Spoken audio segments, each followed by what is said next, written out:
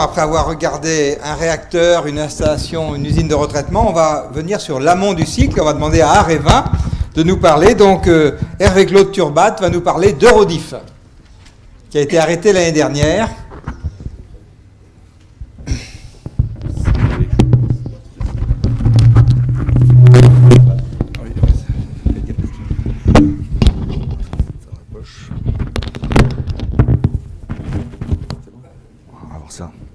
Ça a l'air d'aller.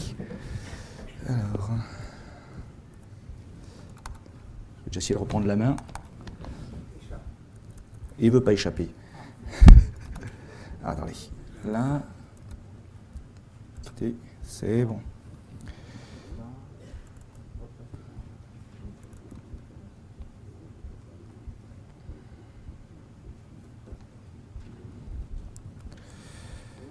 Je commence là.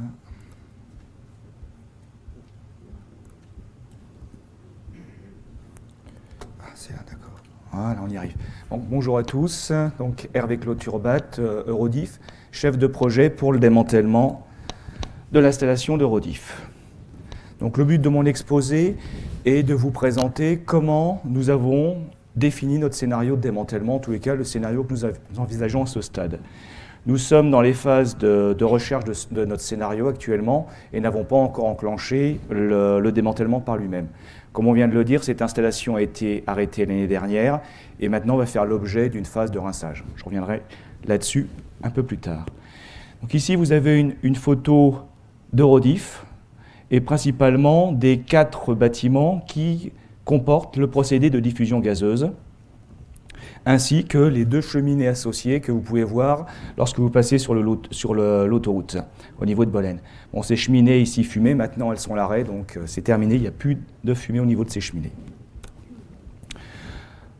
J'ai prévu de décomposer mon exposé en 4 parties. Donc dans un premier temps, je vais vous présenter le périmètre de l'INB 93, donc d'Eurodif. Qu'est-ce que nous voulons démanteler? Qu'est-ce qu'il y a à traiter dans le cadre du projet de démantèlement? Je vous présenterai plus exactement la cascade de diffusion gazeuse, donc c'est le procédé qui est inclus dans les 4 bâtiments que je vous ai montrés. La démarche pour la définition du scénario de démantèlement, ce qui est une démarche générique.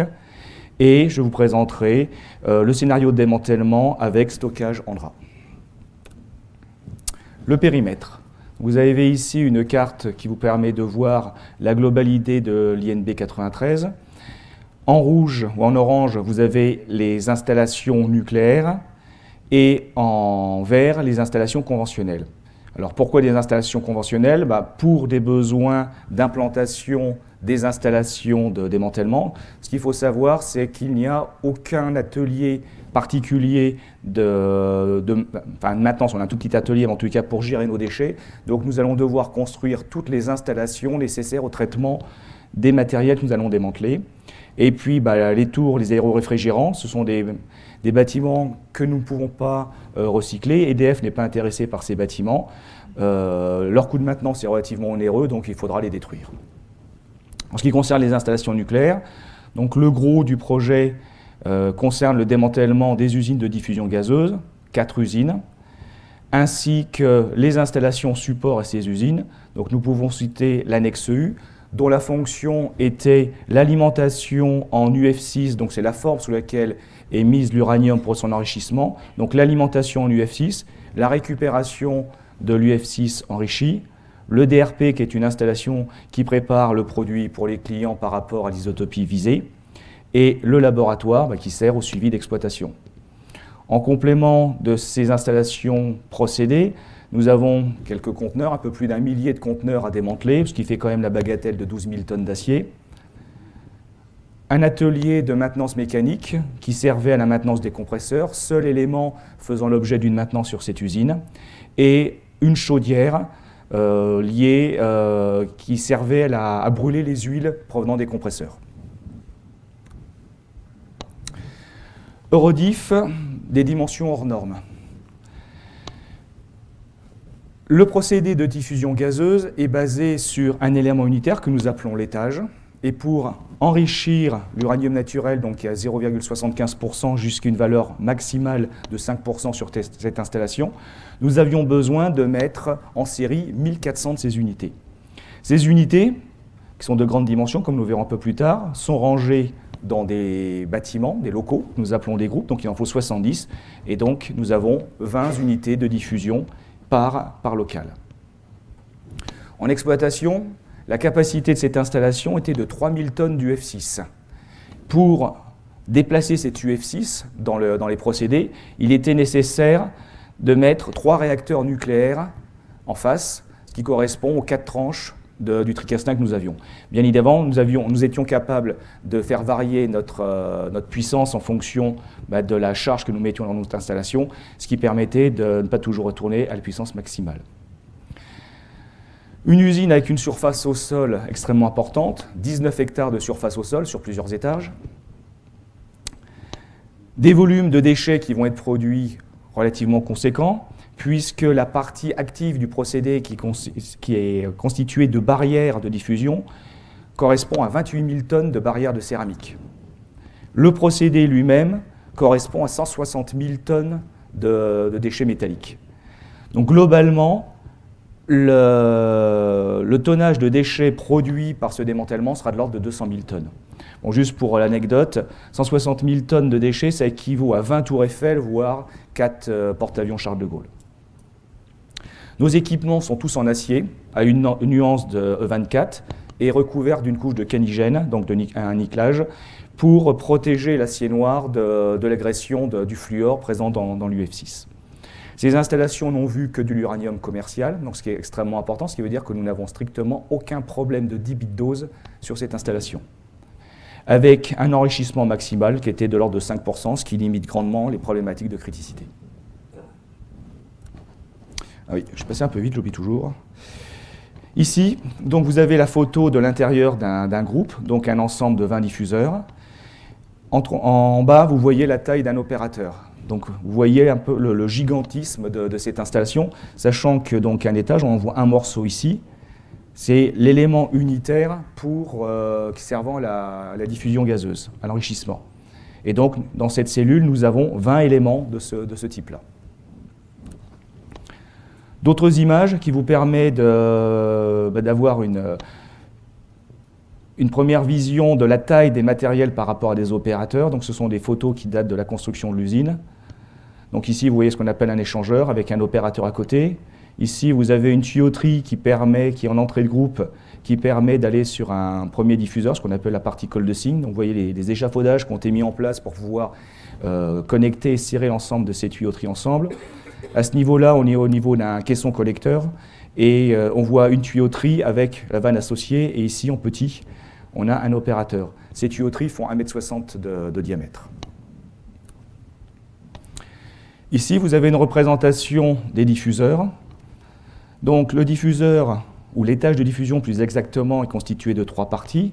Une première partie que nous appelons le diffuseur par lui-même, dans laquelle nous allons trouver les céramiques, les barrières de diffusion, qui servent à l'enrichissement, donc à la ségrégation entre les isotopes d'uranium-235 et les isotopes d'uranium-238. Le flux enrichi se trouvant dans la partie centrale, ce flux passe après au travers d'un échangeur qui a pour but de récupérer les calories qui ont été produites lors de la compression. Donc c'est ce qu'on trouve au niveau de l'étage inférieur. Donc ce flux passe à travers de cet échangeur, va au niveau de la PSK qui comporte en partie inférieure un compresseur qui va donc recomprimer ce gaz pour le transférer vers l'étage suivant. Donc les 3000 MW dont je parlais tout à l'heure sont consommés au niveau des compresseurs, récupérés au niveau des échangeurs pour être transformés en vapeur au niveau des cheminées. Pour obtenir le profil d'enrichissement, il a été nécessaire de définir 3 tailles d'étages de diffusion. Ils sont tous réalisés sur exactement la même structure. La seule chose qui va varier, ce sont les nombres de barrières que nous allons mettre dans la partie diffuseur. Donc nous avons la taille USG, qui est la plus grande taille. Nous avons 700 éléments de cette dimension qui ont une masse d'environ 130 tonnes unitaires. Pour une hauteur d'environ 21,50 m, on est à 4,90 m au niveau de la virole de diamètre et on doit être au niveau de 6,50 m dans sa partie la plus large, au niveau des mamelles. Ici, nous avons les tailles UTG, donc 61 tonnes, et les tailles UFE, 33 tonnes. USG, donc c'est usine super grosse, UTG, usine très grosse, c'est UFE, c'est usine fort enrichissement. Vous voyez ici, à titre indicatif, la taille d'un opérateur par rapport à ces matériels. Les étages de diffusion représentent à peu près 80% de la masse des 200 000 tonnes, les 20% restants étant liés aux tuyauteries et aux différentes vannes. Oui, donc c'est tout ce que je voulais dire à ce niveau-là. Ici, vous avez une barrière de diffusion gazeuse. Donc c'est une barrière en céramique qui fait à peu près, je sais pas, 1 cm de diamètre. Donc 800 mm de long pour 240 grammes. Donc vous voyez que c'est un élément extrêmement léger. Ici, vous avez une photo de faisceau de diffuseur. Et vous voyez, donc dans un diffuseur USG, nous avons 28 tonnes de barrières, chaque barrière ayant une masse de 240 grammes. Je vais maintenant passer au processus que nous avons suivi pour définir notre scénario de démantèlement. Donc, d'une manière générique, dans le démantèlement, la problématique à laquelle nous sommes confrontés, c'est une usine, une installation sur pied, que nous devons transformer en des déchets pour les envoyer vers des filières, vers des exutoires ultimes. Et la question qu'on se pose, c'est que faut-il mettre entre mon installation et mon exutoire ? En l'occurrence, c'est ce qui nous concerne, pour y répartir l'activité résiduelle d'uranium, non quantitatif de métallique, de barrières, et en ce qui nous concerne aussi des poussières que nous pouvons retrouver dans nos procédés. Donc, ce que nous pouvons intercaler, ce sont des opérations de décontamination pour préparer, je dirais, le démantèlement, si on a besoin de retirer de l'activité, et bien évidemment, un ensemble de procédés de traitement à définir. Si nous attachons à la première phase, la partie décontamination, les questions que nous sommes posées, c'est, premièrement, existe-t-il des procédés ? À titre indicatif, je n'ai pas le volume en tête, mais la surface de contact hors échangeur est d'1 million de mètres carrés, et lorsqu'on y associe les échangeurs, on est à 2 500 000 mètres carrés. Donc nous sommes dans des dimensions, dans des volumes qui sont relativement colossaux. On est dans un procédé en gaz, donc des décontaminations liquides, ce n'est pas forcément évident. Donc, quel type de procédé? J'aurais tendance à dire pour quel objectif? Est-ce que ça va nous permettre de faciliter les opérations de traitement? Est-ce que ça va nous permettre de faciliter notre problématique filière, de la rendre faisable, de diminuer ses coûts? Et puis, en l'occurrence, en ce qui nous concerne, puisque on est sur de l'uranium, est-ce qu'il y a un intérêt de valorisation et donc de récupérer de l'argent? Une fois que nous avons répondu à cette question, la deuxième question, c'est quel est notre état final visé à l'issue de ces opérations, qui sera notre état initial pour le démantèlement, et donc quelle sera la quantité d'U résiduelle dans notre installation, et comment cet uranium pourra être réparti, ou devrons-nous le répartir, dans les différents équipements, matériaux constitutifs de notre installation. Ces informations sont nécessaires pour passer à la phase suivante, qui est de choisir notre exutoire. Comment répartir cette activité, ces matériaux, pour minimiser le coût au mètre cube? Est-ce qu'on peut aller vers des filières de stockage? Quel type de filière de stockage? Est-il nécessaire d'appliquer des procédés de décontamination? Si décontamination il y a, qu'allons-nous faire de l'uranium que nous allons récupérer? Nous devons minimiser les rejets, puisque les rejets, lors des procédés de traitement, vont vers une exutoire ultime qui est l'environnement. Et puis aussi une question que l'on se pose, c'est est-il possible de recycler? Et quoi? Et comment? Parce qu'il y a quand même un gros problème réglementaire en France, on en a parlé tout à l'heure, il n'y a pas de seuil de libération, contrairement à ce qui se passe dans un certain nombre de pays européens, voire aux États-Unis.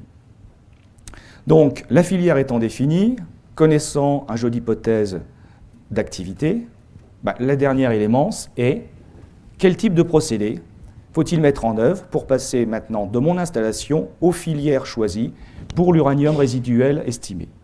Et à partir de ce moment-là, on repart dans le jeu de questionnement, quel type de procédé, quelles sont les faisabilités de ces procédés, quels sont les coûts de ces procédés, les durées de développement, quelle va être la durée de mon démantèlement, de mes aménagements, pour au final définir quel va être le coût à la tonne ou au mètre cube de ce que je vais produire. Ce coût et ces délais vont être comparés aux objectifs qu'on nous a donnés, du budget pour ce démantèlement. Soit nous sommes dans la fourchette recherchée, tant mieux, nous avons terminé, nous pouvons passer aux études et au démantèlement ultérieur. Soit nous n'avons pas réussi à converger, et à partir de ce moment-là, il faut réitérer tout le processus. S'est-on donné les bons objectifs de décontamination, donc d'état final? S'est-on donné les bons objectifs sur les filières, etc. etc. Donc maintenant, je vais vous présenter les réponses que nous avons données à ce stade. Donc en ce qui concerne, premièrement, la phase de décontamination. Donc nous avons répondu positivement à cette question. Il nous est paru nécessaire de décontaminer nos circuits. Donc pour ce faire, nous avons une phase que nous avons appelée prisme, phase qui est en cours d'autorisation par les autorités de sûreté. Nous sommes dans l'attente de leur autorisation. Donc nous devons enclencher ces opérations courant de cette année pour une durée de 3 ans. Cette phase de décontamination a un objectif double. Elle a un premier objectif qui est la décontamination en tant que telle, pour retirer un maximum d'uranium et pour pouvoir rendre nos déchets compatibles avec un stockage TFA, ou plus exactement avoir des déchets de type TFA. Le procédé retenu est l'utilisation de CELF3, procédé que nous utilisions en exploitation, qui a la capacité de régénérer les formes solides provenant de la dégradation de l'UF6 sur les produits de corrosion dans nos circuits en UF6, donc une forme directement valorisable. Donc, on utilise un gaz qui était utilisé en exploitation, je dirais, pour purifier et maintenir le bon état de notre installation. Nous allons l'utiliser à grande échelle pour, cette fois-ci, retirer tout l'uranium ou un maximum d'uranium présent dans nos circuits. Le deuxième point qui est aussi extrêmement important, qui ne concerne plus de la décontamination mais de la préparation au démantèlement, concerne l'hydrolyse de l'UF6 résiduel après ces opérations de décontamination. Tous nos circuits sont les circuits qui sont soit sous UF6, soit sous azote, donc atmosphère neutre, pendant toute la phase d'exploitation et pendant toute cette phase. À la fin, nous ferons rentrer de l'air humide, suivant donc un réglage spécifique, de telle sorte à pouvoir éliminer tout l'HF résultant de l'hydrolyse de l'UF6 sous forme du O2F2. Ce qui permettra de dédouaner le démantèlement de ce risque, en tous les cas de le limiter grandement. Maintenant, le jeu d'hypothèse. Comment avons-nous fait notre jeu d'hypothèse? Bon, déjà, bien évidemment, nous sommes définis des objectifs en termes de décontamination, sur la base d'investigation et d'essais, et d'investigation après essai de macération. Donc, nous avons réalisé des analyses sur nos REX de maintenance pour avoir des informations sur les quantités résiduelles que nous pourrions trouver dans notre installation. Nous avons fait des investigations sur site directement sur des équipements. Donc, vous avez vu la taille des équipements, donc vous imaginez la complexité, nous verrons quelques photos après. Et nous avons fait des analyses laboratoires sur des prélèvements réalisés. Des prélèvements de barrières, des prélèvements de poussière, ainsi que des prélèvements de métalliques, sur lesquels nous avons fait des analyses de métallographie. Vous avez ici, à titre indicatif, une représentation d'une analyse de métallographie. Nous voyons ici la partie métallique, la couche de nickel qui fait 25 microns, et nous voyons une contamination résiduelle, nommée ici amas, mais ce qu'il faut savoir, c'est que cet amas fait 2 microns. Donc, à l'issue de nos opérations de décontamination par CELF3, nous avons une contamination résiduelle qui est de l'ordre atomique, qui est au niveau atomique. Et ce qui est extrêmement important, c'est que ce procédé n'a pas, je dirais, de facteur de décontamination. C'est-à-dire que nous n'avons pas un résiduel qui est lié à ce que nous avions initialement. Ce n'est pas 99%, 80%, etc. Quelle que soit la quantité d'uranium présent initialement, nous avons toujours le même état final, ce qui est extrêmement intéressant pour nous. En tous les cas, c'est ce que nous avons pu conclure sur la base des investigations que nous avons pu faire. Ces données radiologiques sont rentrées dans une base de données qui comporte déjà l'inventaire de tous nos matériels. Vous avez vu que nous avons 200 000 tonnes aujourd'hui de déchets estimés. Il est donc important d'avoir une estimation relativement précise de notre masse de déchets. Donc nous avons récupéré tous les plans des installations, nous avons été jusqu'aux boulons, puisque les boulons sur ce type de matériel, et vu le nombre de matériel, ça fait quelques dizaines de tonnes en sortie. Donc à cet inventaire, nous avons associé nos hypothèses radiologiques, ce qui nous a permis de simuler différents scénarios de filières déchets et donc de répartition de nos déchets dans ces filières. Vous avez ici des photos qui vous présentent des opérations d'investigation. À ce niveau-là, vous avez un opérateur qui fait un prélèvement sur un diffuseur. Donc si on prend le diffuseur qui est à côté, ça veut dire que l'opérateur est à hauteur. Sachant que ça correspond à la PSD. Donc en dessous, nous avons encore l'échangeur et la PSK avec son compresseur. Donc en réalité, cet opérateur est à plus de 10 mètres de haut. Donc pour faire ces opérations, il a fallu d'une part percer un trou dans les viroles du diffuseur et d'autre part mettre en place tous les aménagements nécessaires pour faire travailler cet opérateur. L'atmosphère dans la zone où l'opérateur fait ses prélèvements est une atmosphère sous azote. Vous voyez ici la zone qui a été prélevée. Les zones de prélèvement sont toujours extrêmement limitées puisque nous avons des problèmes d'accessibilité, donc nous ne pouvons jamais aller plus loin que ce que vous voyez sur ce schéma. Ce qui veut dire que lorsque nous voulons refaire des prélèvements, nous devons déplacer toute notre structure, refaire des trous, etc., etc. Ici, vous avez des prélèvements de poussière au niveau d'une tape qui a été, donc le tape inférieur d'un diffuseur qui a été déposé. Donc de la même manière, ce diffuseur fait 84 tonnes. Nous avons dû retirer cet élément de la structure pour pouvoir faire toutes ces investigations. Bon, en l'occurrence, ici, c'est un diffuseur, c'est notre premier diffuseur sur lequel nous avons fait nos premiers essais de macération et sur lequel nous avons fait le plus d'investigations. Nous avons développé aussi une machine spécifique pour faire des inspections télévisuelles et des spectrométries à l'intérieur des diffuseurs. Donc pour pouvoir avoir une vision globale de ce qui se passait dans les diffuseurs. Donc cette machine est une sorte de boîte à gants à roulettes qui comporte ce que nous appelons un rolatube, à l'extrémité duquel nous mettons soit une caméra, soit une sonde pour faire une spectrométrie. Donc ce qui est assez intéressant au niveau de cette machine, c'est que le rolatube est une bande à mémoire de forme qui, lorsqu'elle est rembobinée, est sous forme de sangle, et lorsqu'elle est débobinée, se met sous la forme d'un tube qui a la rigidité, donc une rigidité qui constitue un mât qui permet de positionner précisément l'engin de mesure par rapport à l'intérieur du diffuseur. Il faut savoir que la course est d'environ une dizaine de mètres. Vous voyez ici cette machine d'investigation en haut d'un diffuseur. Donc vous voyez que nous avions une hauteur sous plafond qui était extrêmement faible, d'où la nécessité d'avoir cette technologie spécifique. Il était impossible de mettre en place, de descendre des tubes.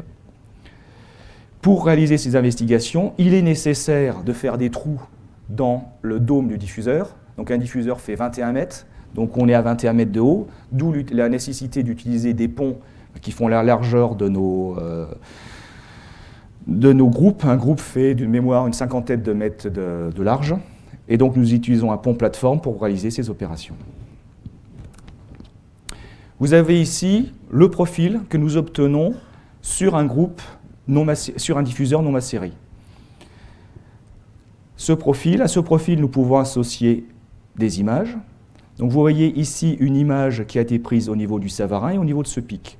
Donc ce pic est représentatif d'une activité radiologique supérieure, qui pourrait être supérieure, parce que ça ne veut pas forcément dire qu'elle est supérieure, qui pourrait être supérieure au reste de l'intérieur du diffuseur, mais ce pic est aussi lié à la géométrie, puisque lorsque la sonde passe au niveau de ce Savarin, il est beaucoup plus proche des parois métalliques, d'où un spectre plus important. Les autres pics que nous voyons sont des pics qui sont liés aux ceintures de fagotage. Et vous voyez que ces pics ont tous à peu près la même amplitude. Et enfin, pour terminer, nous avons les plats plutôt, qui correspondent à l'activité mesurée au niveau des barrières. Donc ces spectres nous ont permis d'avoir des informations sur la répartition de la contamination dans un diffuseur en fonction des zones céramiques ou des zones métalliques. À titre d'information, après macération, nous avons un spectre qui est vertical. Nous avons perdu toutes ces petites protubérances et nous sommes quasiment au niveau de l'origine. D'où une extrêmement bonne efficacité dans les décontaminations et une homogénéité de l'état interne suite à des contaminations. Les procédés de traitement nécessaires au démantèlement des usines. Donc, nous avons ici la dépose. Donc, le processus qui a été retenu est un démontage des matériels. Les matériels sont des matériels qui font plusieurs mètres, qui font plusieurs tonnes. Donc il n'est pas prévu, comme ça peut être le cas dans d'autres types d'installations, de démanteler, de découper ces équipements sur pied, de les conditionner en local. Nous avons besoin de machines lourdes pour arriver à travailler rapidement. Donc l'équipement déposé, et en particulier le diffuseur, qui est l'élément qui contient les barrières de céramique, doit être ouvert pour séparer les barrières des métalliques. Les barrières feront l'objet d'un broyage avant conditionnement pour envoi au stockage en gras. Les métalliques feront l'objet de découpage pour conditionnement avant stockage en drap, voire recyclage si cette filière pouvait être ouverte. Et in fine, donc, tous les déchets sont conditionnés pour envoi vers les filières. Vous avez ici une représentation des matériels que nous prévoyons, des moyens que nous prévoyons de mettre en œuvre pour notre démantèlement. Vous avez ici les usines avec les différents types de matériel. On retrouve ici le diffuseur, l'échangeur, la PSK, des vannes, des tuyauteries, le compresseur. Ça, ce sont les stators, donc des compresseurs, pour les envoyer vers les exutoires finaux, qui sont donc le stockage TFA, donc qui s'appelle le CIRES maintenant, et vers les filières conventionnelles pour les déchets concernés. Si on prend le diffuseur, nous allons devoir le basculer. Nous ouvrirons à l'intérieur une fenêtre pour pouvoir accéder aux barrières. À l'aide d'une pelleteuse munie d'outils, nous allons extraire ces barrières, donc je rappelle 28 tonnes dans le cas d'un USG, des 84 tonnes de la structure métallique. Ces barrières vont être broyées, conditionnées dans des big bags, puis envoyées au CIRES. Les métalliques, que ce soit des métalliques qui viennent de la structure du diffuseur ou de tous les autres éléments, sont conditionnés, sont mis au gabarit à l'aide de ces pelleteuses, mis dans une presse cisaille, mis en caisson 5 m3 pour envoi au CSTF1. Ouais. Je vais accélérer un petit peu. Nous allons voir maintenant la partie aménagement. Je vais directement passer sur mon dernier slide. Au niveau de ce slide, donc, notre objectif a été de nous implanter dans les usines pour éviter de construire des bâtiments neufs qu'il faudrait démanteler, de concentrer au maximum nos ateliers pour éviter les sauts de zone radiologiques lors du traitement de nos matériels, ce qui nous donne cette implantation. Nous avons 2 unités de déconstruction et 2 unités de mise au gabarit pour les métalliques. Ces unités traiteront déjà les usines 140 et 130, puis les usines 110 et 120. L'unité de traitement-conditionnement est au milieu et est reliée aux autres unités par des tunnels. À partir du moment où un matériel rentre dans ces unités, il ne ressortira en atmosphère, je dirais, non nucléaire qu'à l'issue de son conditionnement. Et ici, vous voyez en rouge les chemins de circulation que nous avons prévu de créer dans les usines pour converger vers nos unités de traitement, de sorte à éviter toute opération de transfert et donc limiter les coûts. J'en ai maintenant terminé et vous remercie pour votre attention.